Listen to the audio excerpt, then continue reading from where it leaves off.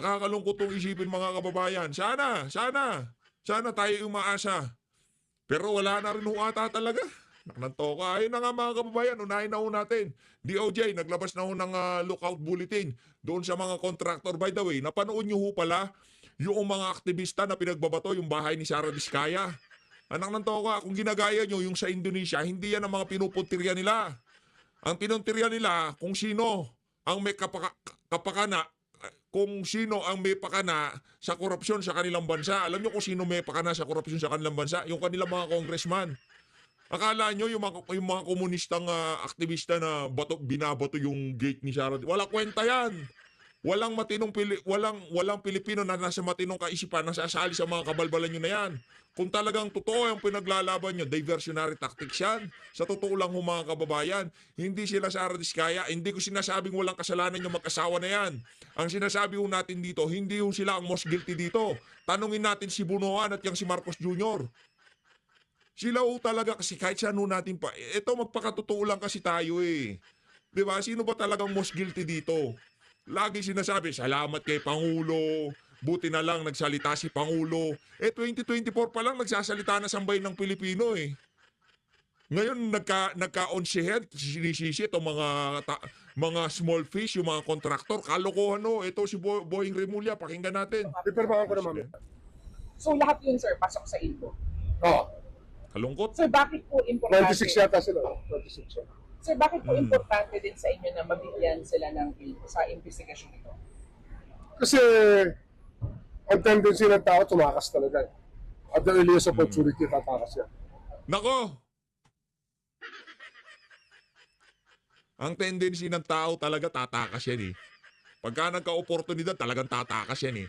Kaya ang tanong dito, Shaldi ko, ano bang ginawa mo na yan? Nagpagamot ka ba talaga o tumakas ka? Excited na ako. Yung inihintay na tawag nitong si Shaldi ko, nitong si Martin Romualdez, pag nag-uusap sila, Brad, hindi ko na kaya.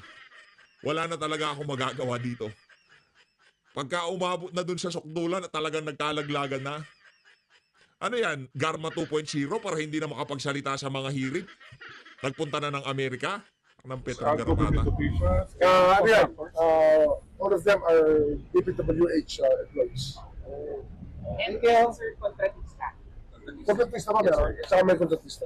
Ayun na nga mga kababayan, yun nung napakabilis na panayam dito kay Boying Remulla na talagang umaasa pa na maging ombudsman.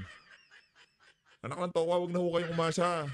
Conflict of interest. Ayun na nga mga kababayan, rekta na ho tayo dito kay Princess Abante. Yan na nga ba sinasabi na? Sa totoo lang ho mga kababayan, nalulungkot ho talaga tayo. Nakapag-nilay-nilay ho tayo eh. Napaisip lang ho tayo sa mga kaganapan dito sa napakalaking issue na to. Ngayon pa lang nakikita na ho natin na talagang there's something wrong, ika nga. There's something wrong ho talaga. Ngayon, kung hindi nyo pa nakikita yung mali na yun, bahala na ho kayo. Pero ako, aabangan ho natin kung ano yung mga susunod na pangyayari. Okay? Aabangan ho natin. Aabangan ho natin kung ano yung susunod na pangyayari dito sa ano na to, dito sa mga investigasyon na to. Pero tayo, as of today, hindi ho tayo nagmamadali, wala ho tayong pressure. Kumbaga, alam mo natin na talagang napakalawak na sakop ng investigasyon na yan. Sa House of Representatives, basura na yan, automatic. Ang inaasahan na lang ho talaga natin yung sa Senado. Ngayon, tignan ho natin kung anong kahihinat na niyan. Mapapanagot ba yung nagdaang pamunuan ng DPWH? Kasi isa sa mga most guilty dyan eh. Di ba? Isa ho siya. Noon pa man sinasabi na natin, Marcos Jr., DPWH, District Engineer, Contractor. Ganun ho yung mga kababayan. O ganito, pagkakasunod-sunod Presidente, House of Representatives, Department of Works and Highways, yung DPWH, tapos contractor. Doon lang yun eh. Kaso ang problema, linaktawan natin yung presidente, congressman, DPWH, contractor lang pananagutin natin. Hindi ho tayo nagmamadali dito. Ang atin lang naman ho dito mga kababayan. Marami ho kasing nagchat sa atin. Marami nagtatanong, PH, bakit ganito, bakit ganyan? Aba, hindi ko alam! Yung mga OFW, meron, sabi, PH, ba't anong nangyari? Ba't nagkaganon? Abang lang ho tayo. Ika nga, hindi naman ho siguro. Abang lang ho tayo. Malaki kong tiwala natin na magiging okay ang bagay-bagay na yan. Eh, di ba? Okay. Anong sasabihin ko? Di naman no tayo, ano ko? Sa totoo lang, maraming nagchat-chat, maraming nagko-comment. PH, anong nangyari ba? Nagkaganito, nagkaganon. Obo, pare-pares lang naman tayong meron dito. Di ba? Pare-pares lang ko tayong meron dito. Abangan na lang ko natin. Tayo, again, di tayo nagmamadali. Tayo nakikinig. Tayo nakantabay. Tayo nakasubaybay sa mga susunod na kaganapan dyan sa issue na yan. At tayo mga kababayan, walang kompromiso dito. Ika nga, alam mo natin, kahit hindi pa tapos ang investigasyon, hindi ho tayo mga tanga para sabihin na itong individual na to, walang pananagutan. Ngayon pa lang sinasabi na natin, si Marcos Jr., Manuel Bunoan, sila yung mga guilty na. Anak na to, kayo naman, ikaw DPWH Secretary, nangyari lahat ng kaganapan na yan. Okay pala kahit ako DPWH Secretary, kahit na puro nakawan na under my watch, okay lang yan, basta hindi ko alam. Di pwede yun. Yung president na yon gagamitin ng mga susunod na DPWH Secretary, okay lang maging tanga. Hindi ka naman mapapanagot, basta hindi mo alam. Presidente ka, okay lang magnakaw sila dyan sa DPWH. Walang problema yan. Basta hindi mo alam. Tapos sa SONA sabihin mo, maya naman kayo. Shit na yan. Ito, tuloy tayo. House. Tuloy-tuloy pa rin po ang budget deliberations. Nagbigay naman po ng announcement si Committee on Appropriations Chair, Chair Mika, that budget deliberations will continue. So hanggang ngayon ay tuloy-tuloy pa rin po ang mga hearings ng iba't ibang departamento dito sa House of Representatives. This week din nakita natin ang pagsimula ng Infracom, yung mga hearings tungkol sa issue on flood control, at makikita pa natin yung mga sunod-sunod na mga magiging pag-uusap tungkol dito sa mga susunod na linggo. Alam ko na marami kayong tanong, so we might as well go ahead and get on with it. I'm ready now to accept your questions. Yan, Salamat po, Attorney ano na? Princess. Isa Wait, Abendanyo Mali from GMA-DCWB for today's first question. Good morning po, Attorney. Kaninang umaga po na-interview na rin po sa amin si House Deputy Speaker Ronaldo Puno, and he confirmed po na hindi na nila ipupursue yung pagbabalik ng 2026 National Expenditure Program sa DBM. For clarity lang po, meron po bang naging directive si House Speaker Ferdinand Martin Romualdez regarding po dito sa pagbabalik nga dapat ng 2026 NEP, and nabanggit din po ni DS Puno na nagkausap po si Speaker tsaka yung House leaders kagabi. Thank you po. Napakinggan Hindi na ibabalik, baka nandun na yung mga kailangan. Hindi na ibabalik kasi baka okay na, approve na sa kanila. Marami na yung para sa kanila. ko yung interview kanina ni Congressman Puno, no, regarding yung mga discussions. To clarify, yung sentiments ng party leaders kahapon, that na gusto nilang ibalik ang NEP sa DBM, ito ay general sentiments nila dun sa observations na nakita nila sa mga initial na pag-aaral ng NEP at mga initial na budget deliberations na maraming kailangan itama doon sa budget proposal na binigay ng DBM dito sa Kongreso. Hindi dapat na Congress ang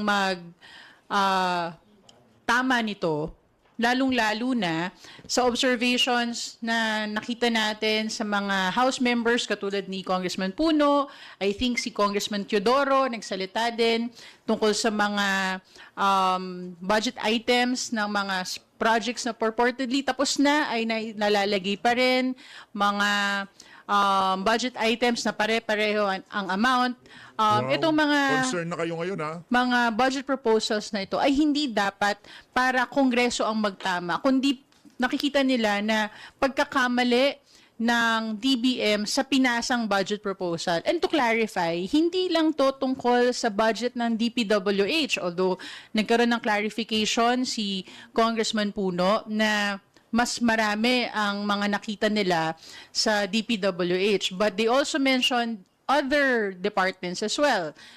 DA, Department of Agriculture, DILG, and among others. So, ang pinupunto ng party leaders na sa sobrang dami ng naobserbahan nila na tilang mangled na budget proposal, hindi to pwedeng itama lang ng Kamara through the usual errata.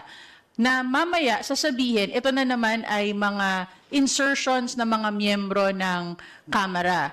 Dapat ito itama muna ng DBM muli doon sa kanilang budget proposal na binigay. It is not a physical return. Hindi ito yung na-envision siguro ng marami na i-empake yung mga libro na pinadala dito at ibabalik.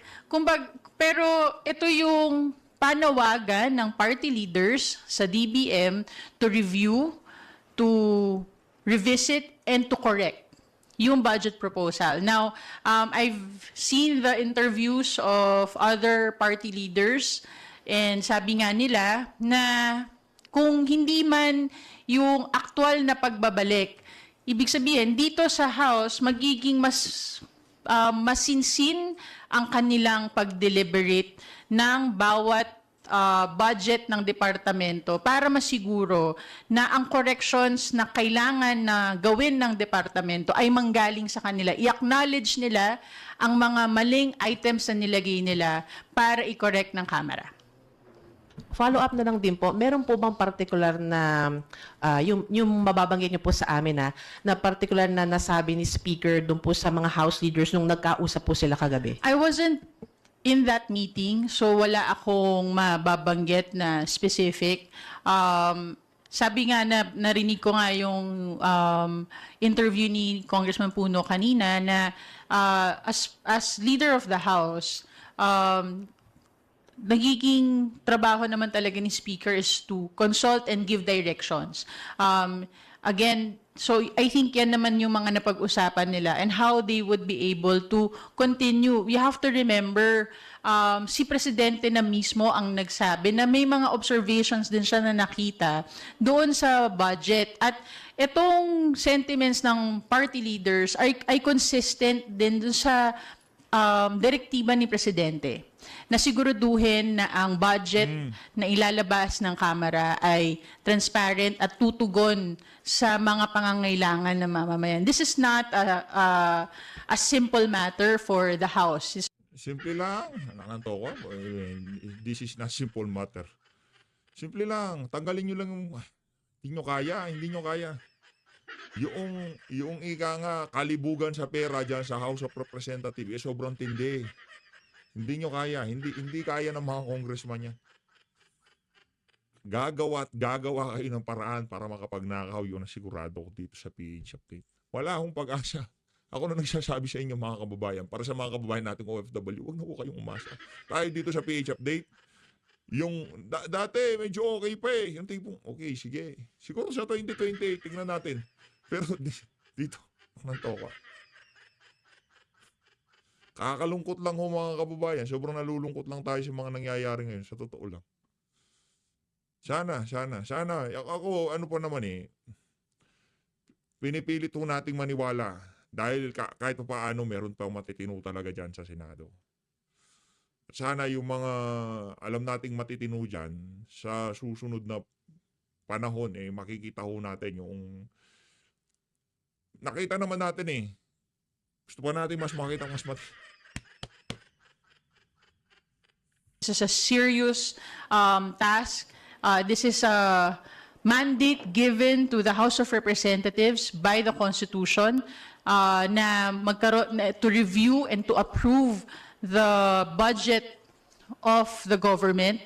Kaya siniseryoso ng Kamara ang kanilang tungkulin bilang pagsuporta din sa panawagan ng ating Pangulo na siguraduhin na ang lalabas na budget mula sa Kongreso ay tama at tatalima sa totoong pangangailangan ng mamamayang Pilipino. Opo. And isa pa pong question, kasi po kahapon, nabanggit din po ng House Party Leaders yung sa issue po sa DILG and PNP, particular po itong unsolicited proposal about sa 8 billion pesos na pagbili po ng firearms. And meron pong letter pala si Congressman Benny Abante requesting po sa House Committee on Public Order and Safety na magsagawa na po ng investigation. Paki-expound lang po ito, and kailan po tayo makakaasa ng investigation, yung mismong investigation proper po?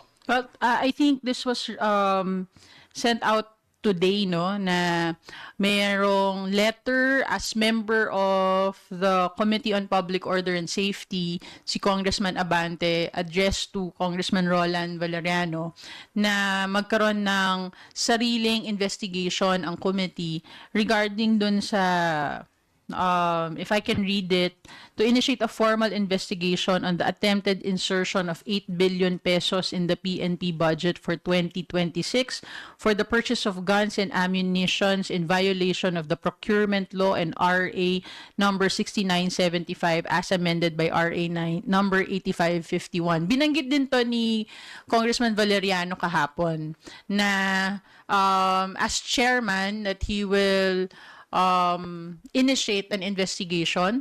So, binanggit niya din kahapon na we can expect na baka by next week magsisimula yung kanyang investigation. So, we will have to wait kung yung pagsimula ng committee to investigate this matter. Salamat po. Salamat, Isa. Next is Bibian Gulia from ABS-CBN 2. Good morning, Kong. So tomorrow po nakaschedule for budget briefing itong DPWH. Matutuloy po ba ito or i-reschedule po? Well, according to the Committee on Appropriations, tuloy-tuloy yung mga budget deliberations as scheduled. So we expect na Anong problema matutuloy Wala namang problema yan. Talakayan nyo lang lahat ng budget. Wala, ano na eh. Ganyan talaga. Anong gagawin natin? Di ba? ang budget deliberations ng DPWH tomorrow. Despite the time needed to address the supposed mangled entries in the NEP 2026.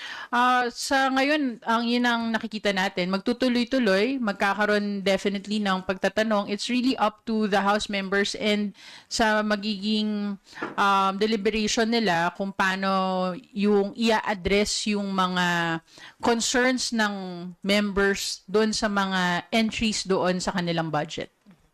And then, dun po sa House Infracom hearing, mayroong motion na ipinagpaliban to invite Representative Ko sa pagdinig po regarding the questions on the 2025 Bicameral Conference Committee report.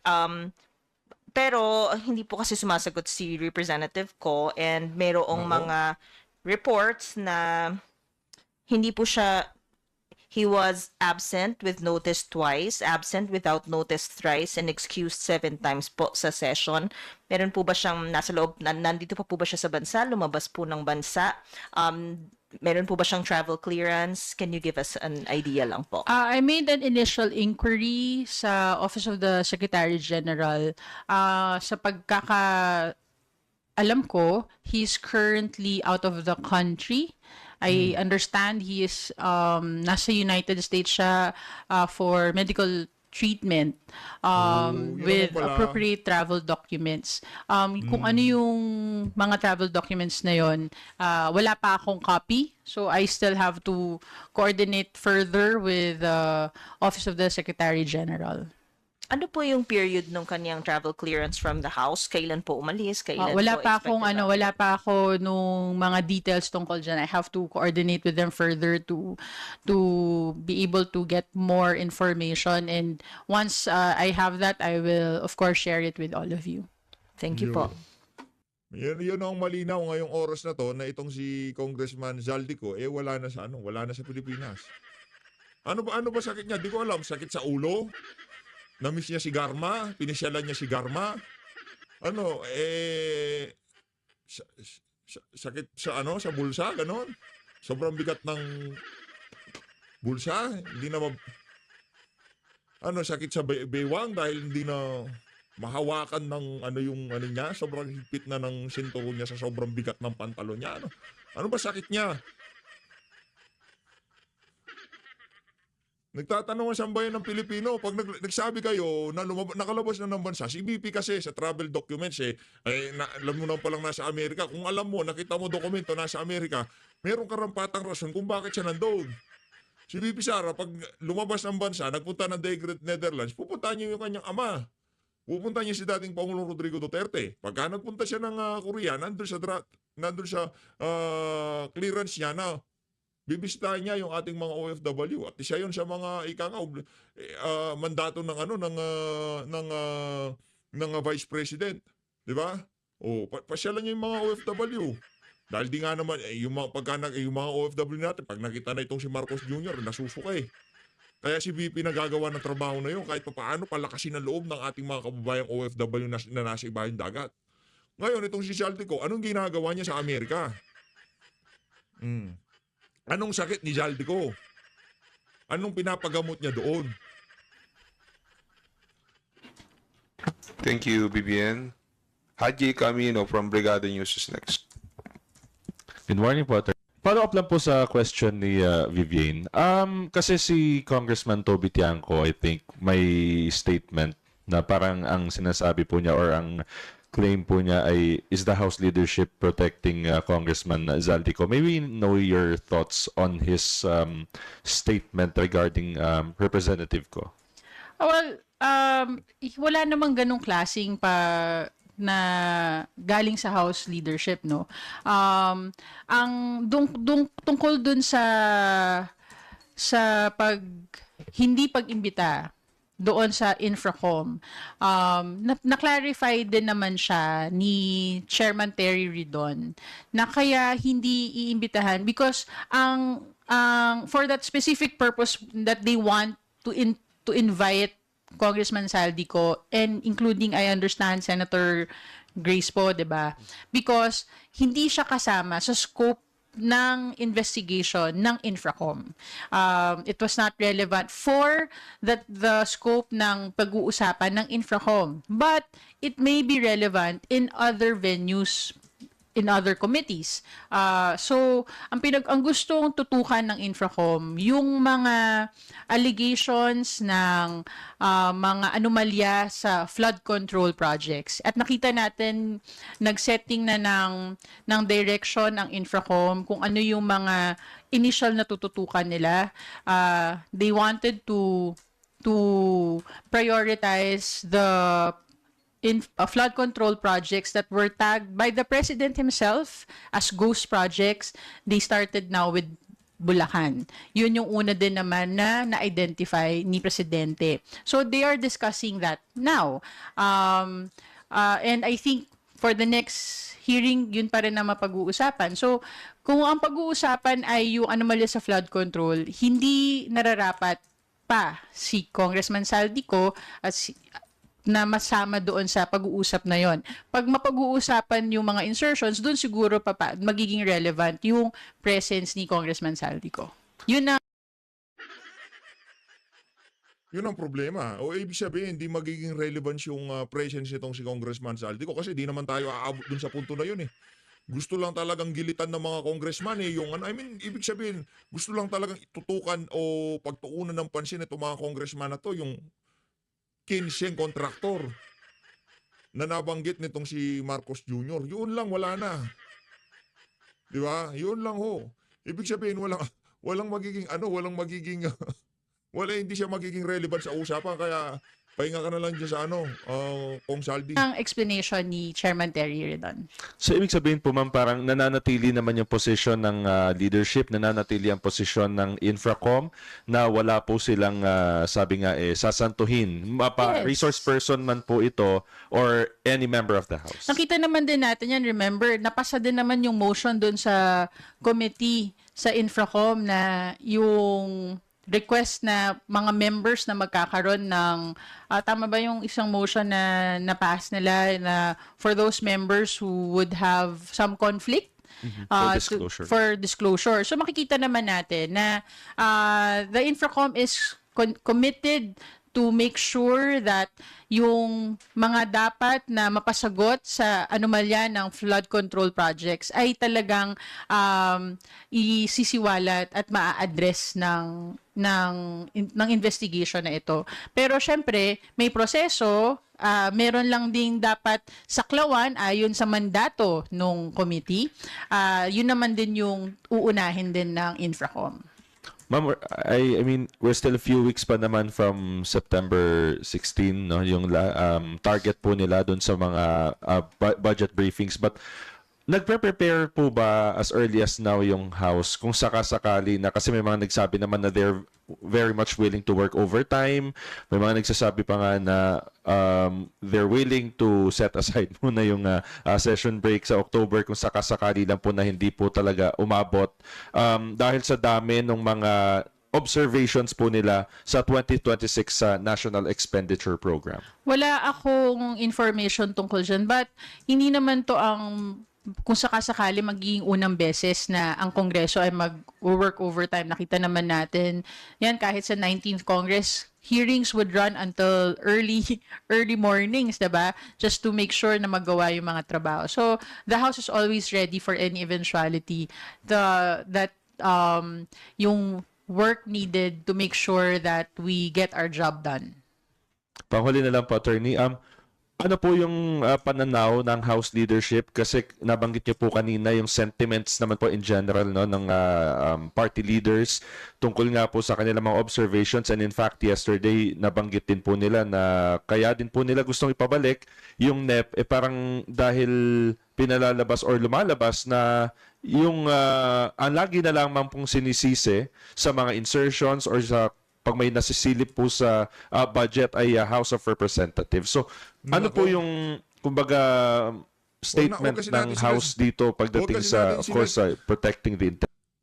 Huwag kasi natin sila sisihin. Ang kasalanan dyan, contractor lang. House of Representatives, DPWH, yung mga DE lang. Contractor, district engineer lang may kasalanan. Wala nang iba. Integrity of the House as a whole, and yung dun nga po sa mga ibinabatong issues patungkol sa insertions. For the sentiments of the members of Congress, nakita natin yan dun sa mga nasabi ng party leaders kahapon. Sila ang representatives nung iba't ibang members according to the parties, at nakita natin na gusto din ng mga House members na masiguro na tama yung nalalabas na budget. Ang nangyayari kasi, I was trying to understand nga the process Pag may mga kailangan corrections, ang mga items sa budget from the DBM, normally i-errata siya, na errata coming from the departments, from nagagawin doon dito sa Kongreso. Nangyayari siya naman regularly, kaya lang ang nangyayari pag nagkaroon ng mga errata, natuturo ang Kamara na nag-i-insert ng budget. Sa ganitong kadami ng kailangan i-errata na na-observe ng party leaders, masyadong madami to na sasabihin na later on matuturo na members na naman ng House ang gusto ng mga insertions. Kaya para maging klaro, para maging malinaw na nakita ng mga members na may mga kailangang ayusin at itama, hindi lang sa DPWH, kundi sa iba't ibang ahensya ng departments. At para masiguro na maging magawa nila ang kanilang tungkulin ayon sa konstitusyon, magampanan nila ang kanilang trabaho bilang panawagan sa direktiba din ng ating Pangulo. Mas gugustuhin nila na itama muna to ng DBM para mas magiging maayos at masinsin ang pag-aproba ng Kamara sa magiging budget ng ating bansa sa 2026. Thank you po, Attorney. Thank you, Ray. Thank you, Haji. Tina Panganiban Perez from GMA7. Good morning po, spokes. Ma'am, you mentioned kanina that Balik na tayo. Merry Grace Piatos na tayo ulit. Game. Wala na si Salty ko Nanto ko, gigil na yung mga yan.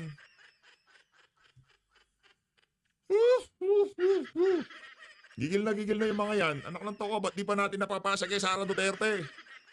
Huwag na kayo umasa. Ay, no. Ano ba yan? Sa tingin nyo ba, ito tanong ko na lang sa inyo mga kababayan. Sa tingin niyo ho ba, magkakaroon ho ba ng ika nga katarungan dito sa issue na to ng flood control? Sa tingin niyo ho ba may makukulong na congressman dito? Ako, diretsuhin ko na kayo ha. Walang makukulong na congressman. Sa tingin niyo ho ba may mananagot na mataas na official ng DPWH dito? Diretsuhin ko na kayo. Walang mananagot na dito. Mataas na official ng DPWH. Ito sa tingin ko lang, pwede ako magkamali. Pag kung mali ako, di palakpakan tayo. Okay lang na magkamali. Pag nagkamali ako doon, masaya ho ako mga kababayan. Ako yung pinakamasayang nagkamali, ika nga. Ako ang pinakamasayang nagkamali. Tanong ko lang, sa tingin niyo ho ba mga kababayan, dito sa usapin na to,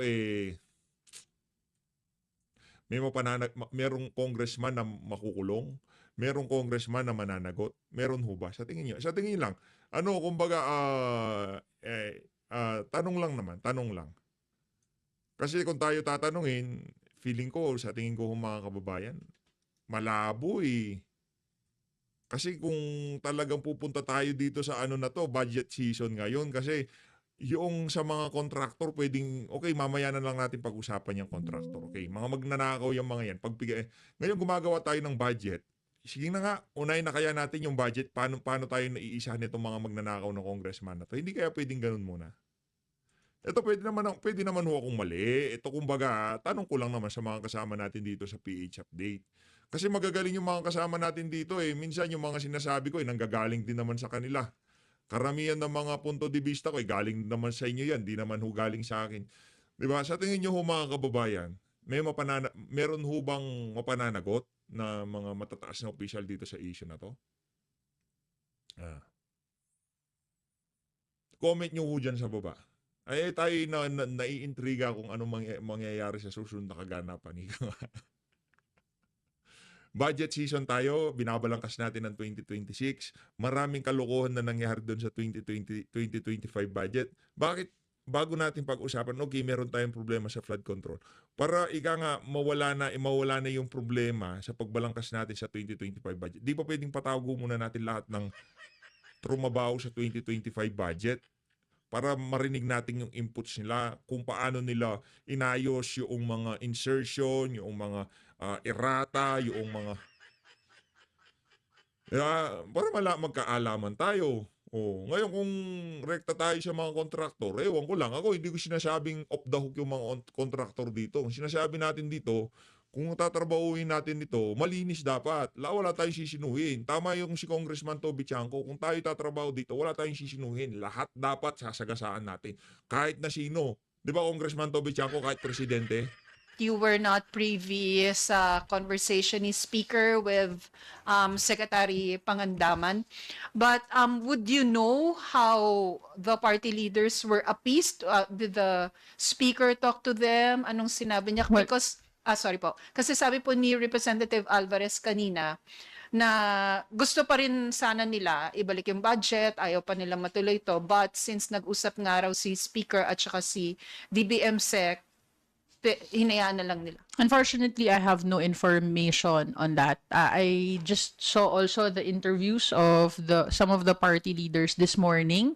So wala akong mako-contribute dun sa discussion. Ay na nga mga kababayan nung magagawa natin. Ito kung ganyan ho talaga yung solution.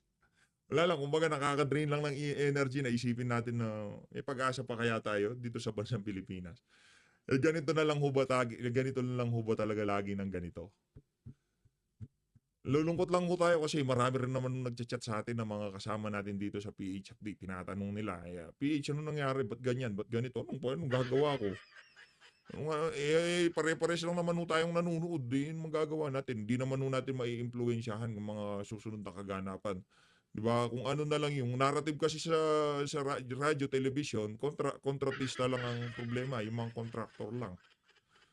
Pero mga congressman, DPWH, yung mga lilalaglag nilang taga-DE, siguro meron ng deal sa mga yan, sa mga district engineer, okay, lalaglag na namin kayo. Pero sisiguraduhin namin na mahina lang naman yung kasong ibibigay namin sa inyo. Pero gagawin na namin kayong fall guy. Ika nga, di ba? Pero pagka hindi kayo pumayag, pagka linaglag nyo kami, instead na maging fall guy lang kayo, baka mabaon kayo lahat. Alam nyo kung sino yung mga kalaban nyo dito, di ba? Ako naman, kontratistang, ako naman district engineer, pinagbantaan na ako ng ganun. Kilala ko naman kung sino makakalaban ko. Okay, sige. Magagawa natin, di ba? Pati pamilya ko madadamay dito. Gagawa natin. Ganun ho talaga mga kababayan. Kagaya ng nangyari kay Garma, ganun din ang mangyayari dito. Kagaya kung paano binaboy yung Tuadcom dito kay dating Pangulong Rodrigo Duterte. Yun din ho ang nanginginita natin mangyayari dyan sa House of Representatives. Hindi na tayo umaasa. Pero dyan sa committee ni Senator Rodante Marcoleta, meron pa ho tayong pag-asa. Okay? Abangan lang ho tayo mga kababayan. Ako'y nagtitiwala kay Senator Rodante Marcoleta na aabot tayo